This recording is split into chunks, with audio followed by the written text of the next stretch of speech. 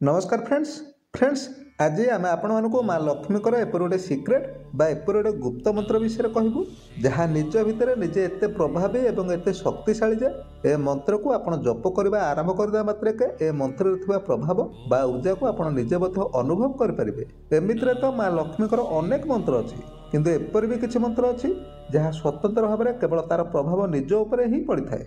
आपण केबे लक्ष्य करछंती कि माँ लक्ष्मी आपण जेते सब मंत्र को जप करुछंती से सब मंत्र रे माँ लक्ष्मी को केवल आवाहन करा जाए किंतु केबे निज पई आपण माँ लक्ष्मी को आवाहन करछंती कि बोध हुए कर नथिबे। किंतु आज आमे जो मंत्र विषय कहबू से मंत्र माँ लक्ष्मी को आवाहन तो करिवो आउ ता भी निज पई।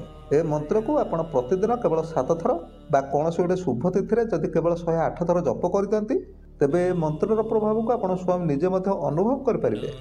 फ्रेंड्स माँ लक्ष्मी ए मंत्र विषय तो कहबू किंतु ता सहित जदि आपण आर्थिक भाव में अधिक समस्या दे गति कर निज दरिद्रता कारण आपण अनेक कष्टर सम्मुखीन होती तेबे आमे आपण को एपरि छोट छोट किसी गुप्त उपाय विषय में कहबू जहाँ आपण आर्थिक स्थिति को तुरंत सुधारी देव। तेणु आपण ए भिडियो को टिके भी स्किप न करी संपूर्ण शेष पर्यंत देखंतु। आउ भिडियो देखा पर भिडियोटी पसंद आसिले भिडियो को गोटे लाइक करे सहित कमेंट रे आपण जय माँ लक्ष्मी निश्चय लिखि दियंतु जहाँ द्वारा जगत जननी माँ लक्ष्मी को कृपा आपण को ऊपर सदा सर्वदा पाई रहिबो। तेबे फ्रेंड्स आपण मंत्र विषय तो जानिबे किंतु ता पूर्व प्रथम से ही उपाय गुड़िक विषय जानि नियंतु जहाँ आपण आर्थिक स्थिति को तुरंत सुधारी देव। ए उपाय गुड़िक करुवा भितर जदि आपण से मंत्र को बोली ए उपाय गुड़िक करती तेबे उपायर प्रभाव 100 गुणारे बढ़ी। तेणु आपण जेतेबेले भी ए उपाय को करुवा चेष्टा करते जेपरि ए मंत्र को बोली ही से उपाय गुड़िक करने तेबे आपण निजर आर्थिक स्थिति को सुधारिया बा निज गरीब को दूर करने चाहूले आपण प्रथमे कौन छोट अमावास्या दिन किसी गायर गोबर को नहीं आसतु आउ से गायर गोबर रे आपण गोटे दीपटिया बनै दियंतु आउ गायर गोबर रे आपण दीप को बनै सारा पर से दीप रे किछि पुराणा गुड़ एवं किछि राशि तेल दे से दीपटू को निज मुख्य द्वार मझा मझे रखिके जाली दियंतु। आउ दीप जलुवा समय आपण ए मंत्र को 7 थर निश्चय जप करिवे देखिबे आपण को घरे होउथुवा अଯଥା खर्च गुड़िक तुरंत कमिजिवो आउ ता सहित आपण को घर को धीरे धीरे धनर आगमन मध्य घटिबो। जदि आपण को घरर कोनोसी व्यक्ति दीर्घ दिन पर्यंत कोनोसी काम धंदा पाउ न थाए बा कोनोसी व्यापार वाणिज्य आपन को जेमिति सफलता मिलिया कथा सेपरि सफलता मिलु न थाए तेबे ए उपाय को करदा पर से समस्या गुड़िक निश्चय दूर होइजिवो। फ्रेंड्स आपण ए उपाय छड़ा चाहिला आउ गोटे उपाय को मध्य करि परिबे।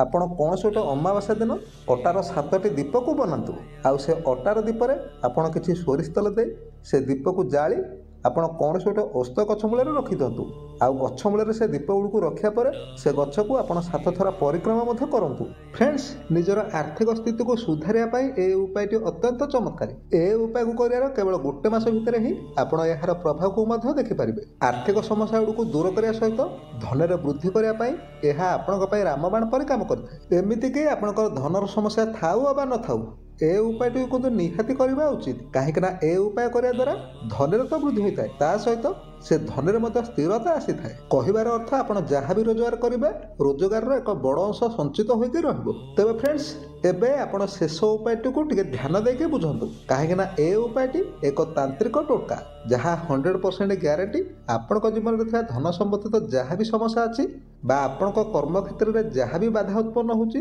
गोटे उपाय से सब समस्या को दूर करदेव। तेबे आपण कौन करेंगे ना आपण सर्वप्रथम गोटे छोट माटी कलशटी संग्रह करके नहीं आसतु आउ से कलश को आनिया पर आपण से कलश रे 100 ग्राम महू को ढाली दियंतु। कलश रे आपण महू को ढालिया पर से कलशटी को आपण एक लाल कपड़ा द्वारा ढांकी रखी दियंतु आउ एहा पर आपण से कलशटी को धरी श्मशान रे से कलशटी को लेके रखी देके आसंतु।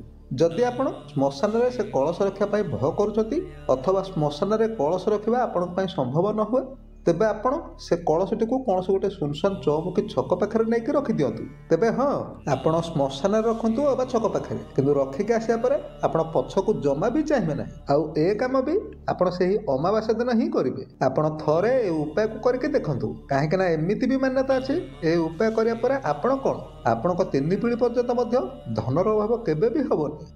तेबे फ्रेंड्स एते गला से ही छोट छोट 3टी जाक उपाय जहाँ दरिद्रता को तुरंत नाश करदेव। किंतु आम जानुचे एपर भी किसी व्यक्ति अच्छा जो मैंने कि समय अभाव कारण ए उपाय गुड़ करवा पाखे जमा भी संभव नुह। ତେଣୁ ସେମାନେ ଯଦି ଏ ଉପାୟ ଗୁଡ଼ିକୁ କରିପାରିବେନି ତାହେଲେ ସେମାନେ ଏ ଗୋଟିଏ ମନ୍ତ୍ରକୁ ପ୍ରତିଦିନ କେବଳ ଭକ୍ତିର ସହ 7 ଥର ହେଉ ନଚେତ୍ କୌଣସି ଗୋଟେ ଶୁଭ ଦିନ ଦେଖି ଏ ମନ୍ତ୍ରକୁ କେବଳ 108 ଥର ଜପ କରିଦେଲେ ମଧ୍ୟ କିଛି ଦିନ ଭିତରେ ହିଁ ସେମାନଙ୍କର ପ୍ରତ୍ୟେକ ଆର୍ଥିକ ସମସ୍ୟା ଗୁଡ଼ିକ ଧୀରେ ଧୀରେ ଦୂର ହେବାକୁ ଲାଗିବ। ତେବେ ପ୍ରଥମେ ଆପଣ ଏ ମନ୍ତ୍ରକୁ ଜାଣି ନିଅନ୍ତୁ ଏବଂ ପରେ ଆମେ ଏ ମନ୍ତ୍ରକୁ ଜପ କରିବାର ବିଧି ବିଷୟରେ ମଧ୍ୟ କହିବୁ। ତେବେ ମନ୍ତ୍ରଟି ହେଉଛି ଓಂ ଶ୍ରୀଂ ହ୍ରୀଂ କ୍ଲିଂ ତ୍ରିଭୁବନ ମହାଲକ୍ଷ୍ମେ अस्माकं दारिद्र्य नाशय प्रचुर धन देहि देहि क्लीं ह्रीं श्रीं ओम।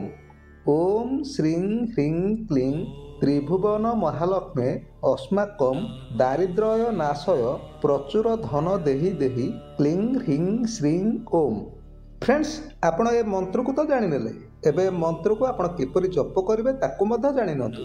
तेबे प्रतिदिन आपण जेतेबेले स्नान शौच सारी पूजा करिया जाउछंती बा निज कर्म क्षेत्र को बाहरी जाउछंती आपण मां लक्ष्मी को स्मरण करी ए मंत्र को केवल 7 थर उच्चारण करिथंतु। आ ए मंत्र को उच्चारण करिया पर जाय आपण निज कर्म क्षेत्र को बाहरंतु। नचेत आपण प्रतिदिन मां लक्ष्मी को जेतेबेले पूजा करूछंती पूजा करे समय ए मंत्र को आपण 7 थर उच्चारण करी निज दरिद्रता को नाश करिया पई आपण मां लक्ष्मी को प्रार्थना करंतु। देखिबे मां लक्ष्मी कृपारू धीरे धीरे आपणको दरिद्रता गुड़िक दूर हो आपणको जीवन में धनर आगमन निश्चय घटिबो। आपण जदि दुकान पर कौन व्यवसाय करुछंती तेबे आपण चाहे ए मंत्र को 7 थर उच्चारण करिया परे निज व्यवसाय को आरंभ करंतु। देखिबे आपणको व्यवसाय संपूर्ण भाव में दौड़िबा को लागिबो।